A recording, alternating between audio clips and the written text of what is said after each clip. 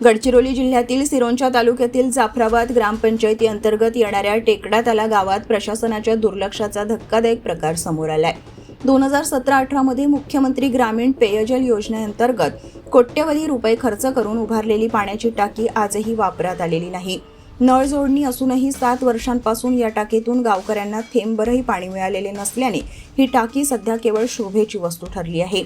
शुद्ध पाण्याअभावी ग्रामस्थांना विहिरी, बोरवेल आणि नदी नाल्यातील पाण्यावर अवलंबून राहावे लागत असून दूषित पाण्यामुळे आरोग्याचा प्रश्नही निर्माण झाला आहे। उन्हाळ्यात पाणी टंचाई तीव्र होत असल्याने प्रशासनाने तातडीने योजनेतील त्रुटी दूर करून पाणी पुरवठा सुरू करावा अशी मागणी ग्रामस्थांसह सामाजिक कार्यकर्ते पेद्दी अशोक आणि युवा नेते राकेश आंबिलपू यांनी केली आहे। सिरोंचा तालुका प्रतिनिधी रवी बारसागडे। नमस्कार, मी रवी बारसागडे, सिरोंचा तालुका प्रतिनिधी लोकराज्यासाठी आपला सिरोंचा तालुका ग्रामपंचायत अंतर्गत जबरबाद येथे पाण्याची समस्या आहे। 7 वर्ष रुपये पाणी नाही।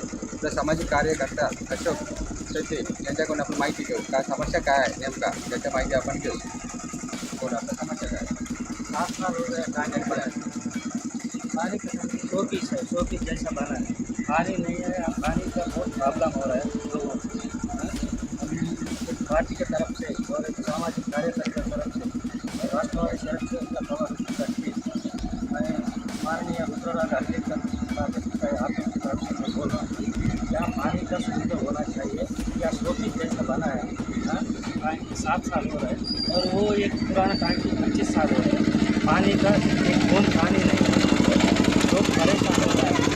ये अधिकारी लोग, आमदार लोग